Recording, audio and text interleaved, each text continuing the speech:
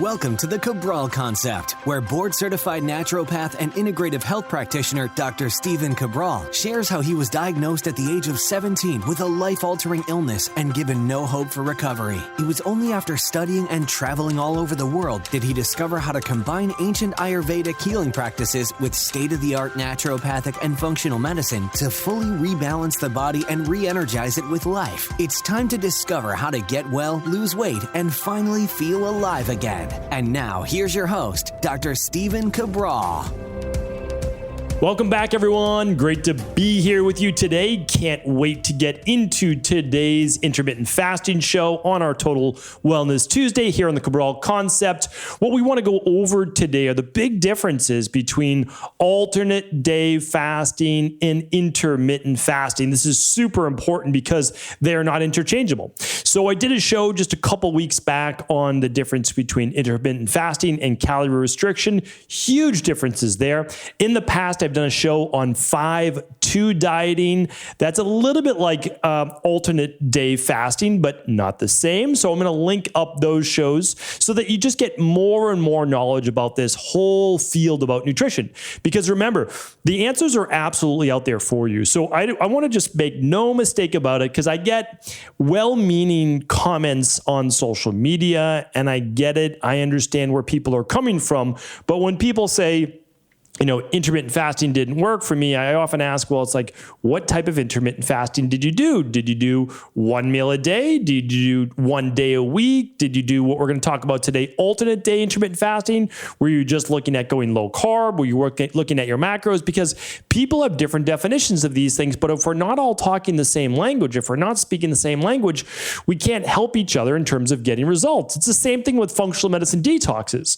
People say there's no such thing as a functional medicine detox. The only thing that your body needs to detoxify, I got this question the other day, or this comment the other day.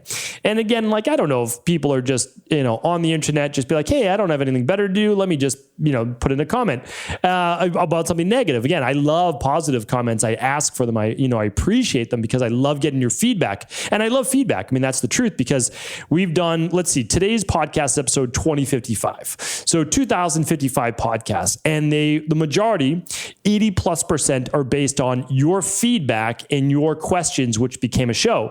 20% for me was saying, I really want to teach these things and I want to make sure it gets out there, because maybe the questions aren't even known in order to be asked. And so that's a big thing too, because, when I hire a coach for whatever it might be, I've hired coaches for literally everything, for performance, for sprint triathlons, for swim coaches, for martial arts instructors, you name it. And sometimes I don't even know the right question to ask, because I don't even have the knowledge set yet. So that's what I try to provide from 25 years, 250,000 plus client appointments in this integrative health-based field.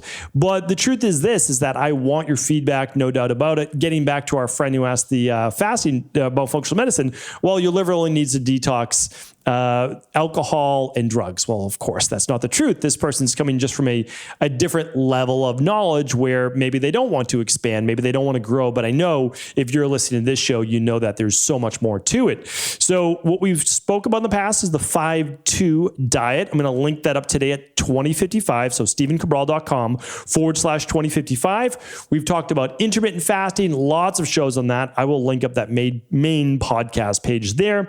And I know over the last couple of weeks that I just spoke about the difference between calorie restriction and intermittent fasting. Huge differences. There it is on episode 2021. So I'm going to link that up for you today as well. Again, all links, so I don't keep saying it, will be at StephenCabral.com/2055. And remember, all of these podcasts are free and you're able to search all of them. So let's go over what alternate day intermittent fasting is, who I recommend it for, the big benefits, and I would say big downsides as well, and why I don't believe it's the right thing for everyone to do. Just like anything, right? There's something called bioindividuality. And that's really what matters the most, is what works best for your body but while it's balanced. All right. So most people think of alternate day fasting. So alternate day fasting, ADF, I might say ADF today. That means alternate day fasting. It's basically this. You have one day where you eat whatever you want. Honestly, it's pretty much whatever you'd like. That's the principle of ADF. Now, there are healthier ways to do it. We'll talk about that. And then on the alternate days, so Monday, eat whatever you want. Tuesday's going to be 500 calories or no food at all. So typically 500 calories is thrown out there. I'll talk about that in just a moment, if that's an arbitrary number or not. And then Wednesday, eating whatever you'd like again. Thursday, we're eating 500 calories or less. And then we're just alternating like that, right? Alternate day diet. Sometimes people give themselves the weekend to also eat whatever they'd like, which is 2 days in a row. But again, that's why when you say the term paleo, not everybody knows what it means. At the same thing, right? So does paleo include beans? Well, for some people it does, and some people it doesn't. For paleo, do you eat, can you have alcohol on a paleo diet? Well, people are like, well, if it doesn't come from a grain, then you could have it. Okay. Well, again, were they drinking alcohol in Paleolithic times? And we can kind of go back and forth and debate. And I think the debates are actually healthy as long as you have two people that are not focused on necessarily being right, but actually having a nice conversation, which seems more and more difficult to do these days. But I hope that you are participating in a healthy debate often with people. So let's get into this. So 500 calories a day, right? You can get the part of one day you eat whatever you want, literally whatever you want. Times of the day doesn't even matter for the alternate day fasting. I'm going to give you a healthier way to do this, but overall, that's what it is. And then 500 calories, let's say, on a fasting day. So that's your alternate day. So what does that look like? And this is a really troubling one for a lot of people. Because the 500 calories to me seems arbitrary, and it does for most people. And so I want to explain that to a greater degree for you. It's technically not just 500 calories. It's more like 20 to 25% of your energy expenditure or your basal metabolic rate. And I would even say your active metabolic rate for the day. So basically you're taking your basal metabolic rate. I've talked about that on a previous show. I'll link that up here today as well. But also what you do for your activity level. It's not going to be dramatic more, but it could be anywhere from 300 to 500 calories for a lot of people if they're active that day on a fasting day. I'll get into whether you should work out on these fasting days or not in just a moment. So 20 to 25%. Now we've got a little bit better of a calculator, right? So let's say you're eating 1,600 calories per day. Well, then that person would eat 400 calories for the day. What if the person typically on a daily basis to maintain their energy expenditure, so no weight gain, no weight loss, they eat 2,000 calories a day? Okay, well at 2,000 calories a day, now we're talking. Now it's 500 calories. So you can start to see that the 500 calories is somewhat arbitrary, but based on about 20 to 25% of your energy expenditure, or think of it this way, just your typical daily caloric intake for the day. If you don't know what it is, well, you can use lots of free apps to just basically plug in what you eat on a daily basis. Do that for 1 week. You'll take the average. That's basically what it is. Most people eat. They do eat for the most part, except for maybe a flex meal or the weekend. They eat pretty much Monday through Friday, the same amount of calories, give or take 200 to 300 calories for the day. I know that might seem like a lot, but if we're talking about over a 5-day window, it's going to average out pretty well. Again, that doesn't mean it's the best thing to do or healthiest thing to do, but for the most part, that is what it is.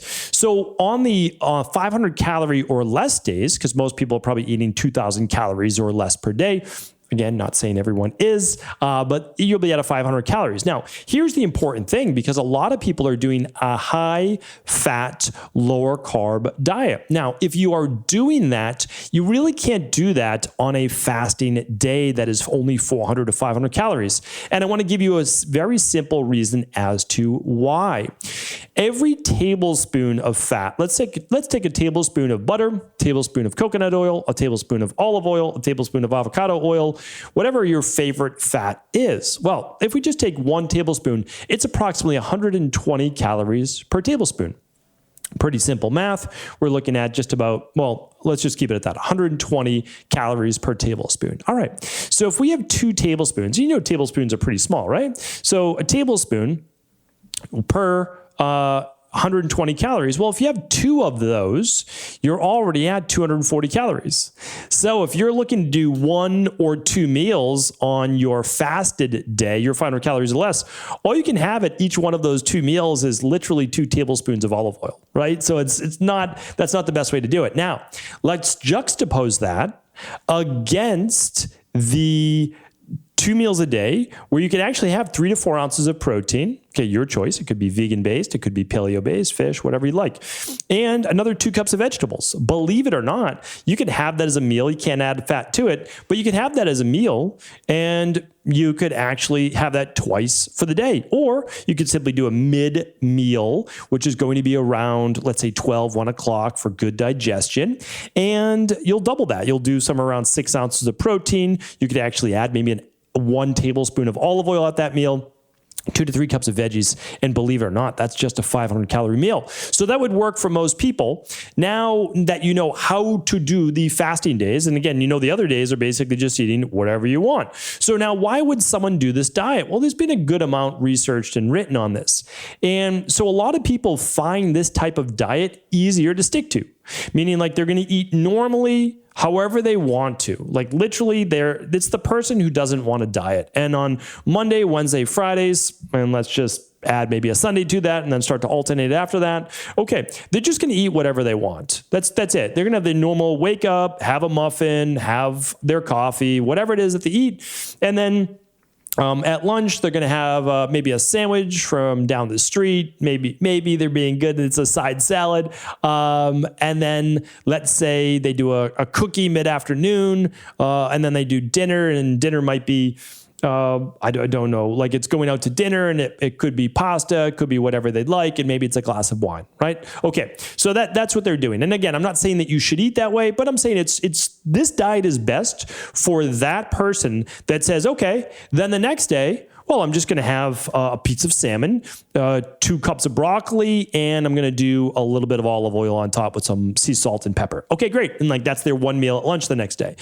If that works for them, then great. You know, I would love this to not be their full-time diet forever. I'm going to give you the reasons why.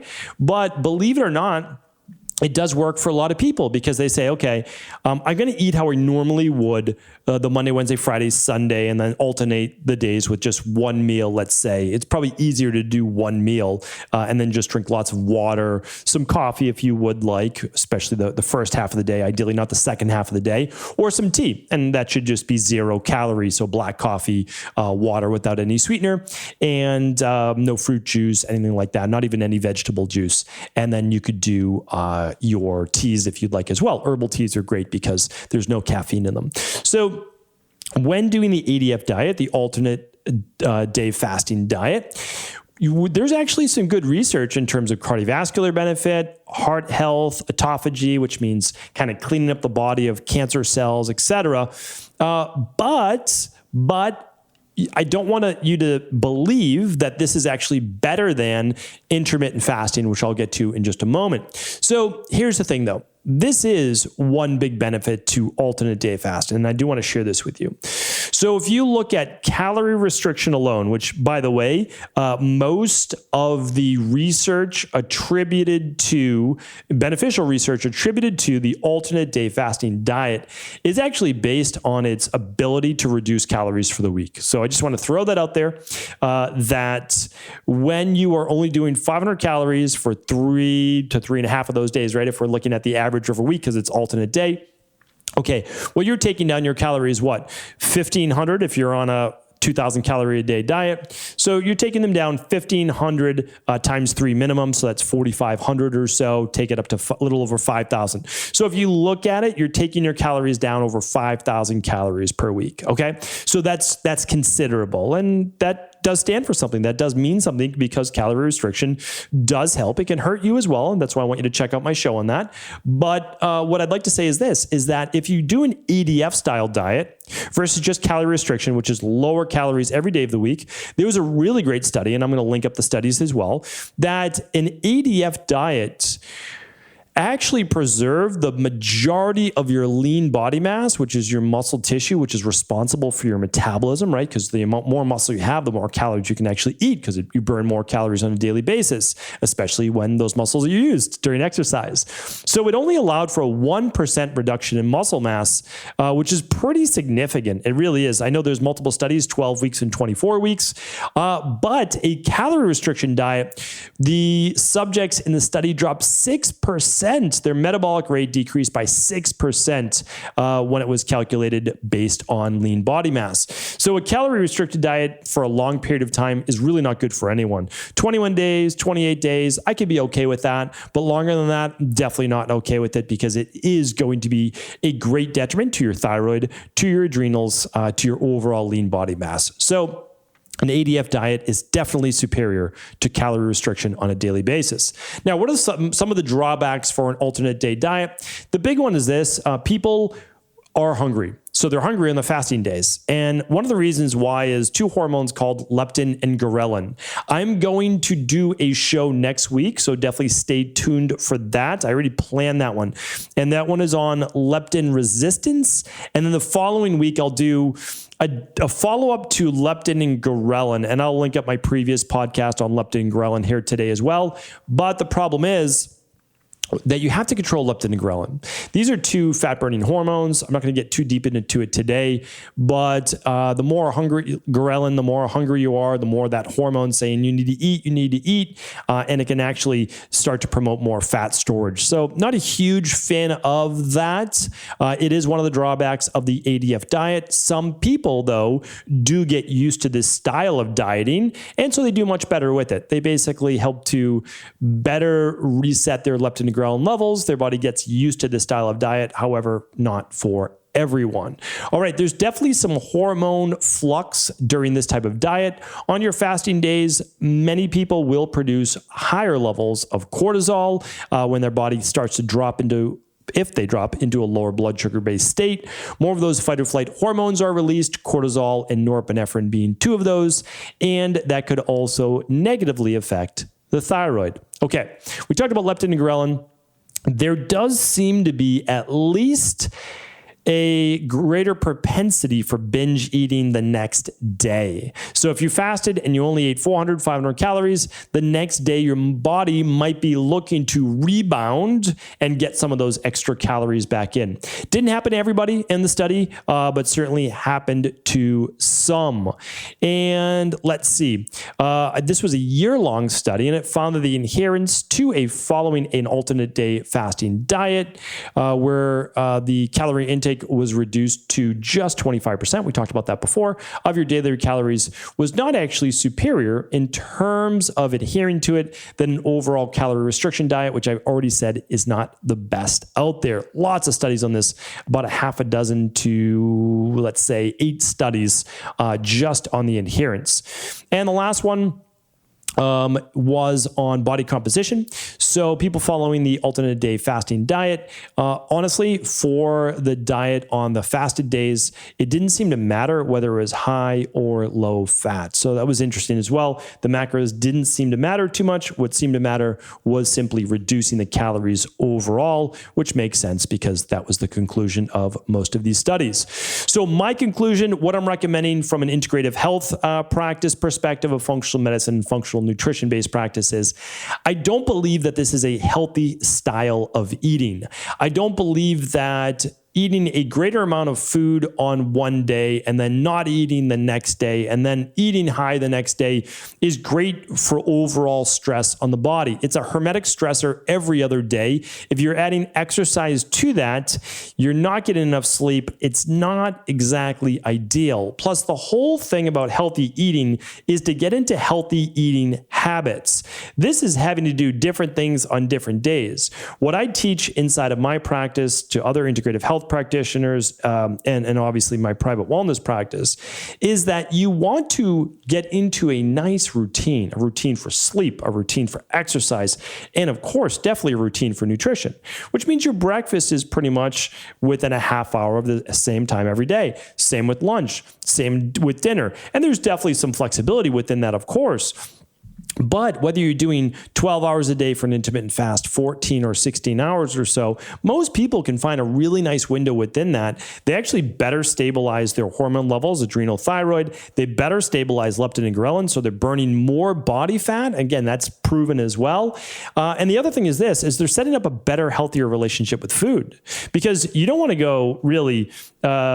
you don't want to go off the hinges every other day, because what happens is that's a greater inflammatory response.